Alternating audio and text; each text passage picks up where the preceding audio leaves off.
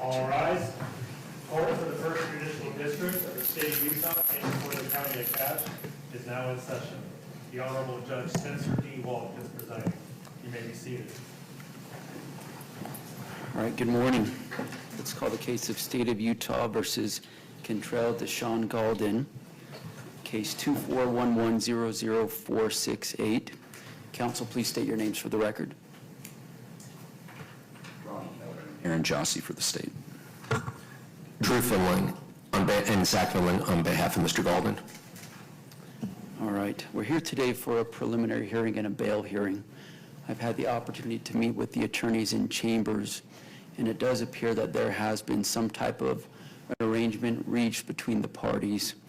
Mr. Finling, would you like to go ahead and state that for the record, please? Yes, Your Honor. Your Honor, counsel for the state and myself have been in negotiation really since yesterday, but throughout this morning, and I've explained those negotiations to Mr. Galden. We are going to waive a preliminary hearing in this matter. In exchange for that, a bond will be set at $100,000. Mr. Galden will be able to use a commercial company to make that bond. That will be an aggregate bond covering everything in total as contained in the charging instrument. All right. Thank you, Mr. Finling. Mr. Keller, does that accurately represent the agreement that's been reached between the state and Mr. Galden? Yes, it does, Your Honor. All right. Mr. Galden, have you had enough time to speak to your attorneys about this decision to waive your right to your preliminary hearing? Yes.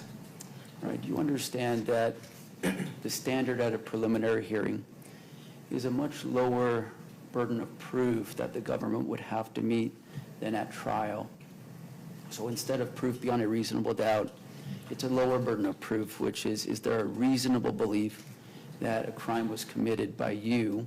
And the court has to view all the evidence that it would receive in a light most favorable to the government, to the prosecution.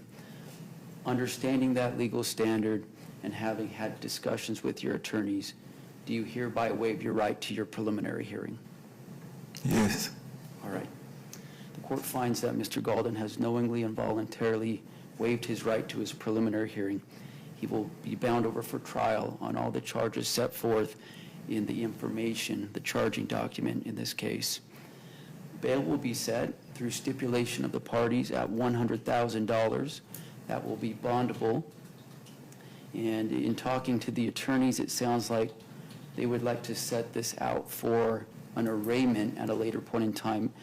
Mr. Finling, would you like to go ahead and articulate anything specific related to that? Yes, Your Honor. As discussed in chambers, even, and I explained to Mr. Galden, even if it's set up for arraignment, say in 60 days, the court has made it clear through discussion with counsel, if there is a resolution well before then, we're welcome to come back before Your Honor at any point in the future. Okay, very good. So we'll set Mr. Galden's arraignment out in about 60 days. That arraignment would take place through WebEx. We'll have Mr. Galden brought here to the courthouse, and then if Mr. Finling would like to appear remotely for that hearing, he may do so.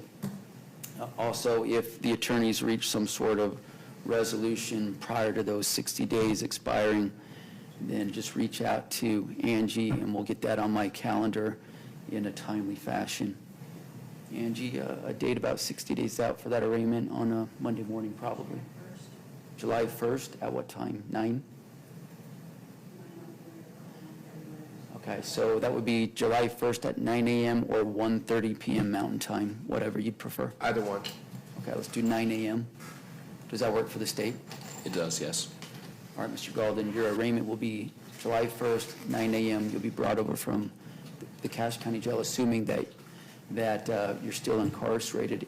If not, you'd be able to appear remotely for that hearing as well, or appear in person, whatever your preference would be. Is there anything else that needs to be stated on the record here today, counsel?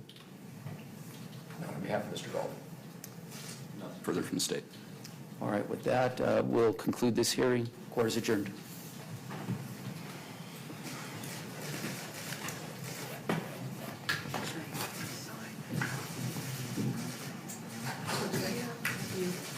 You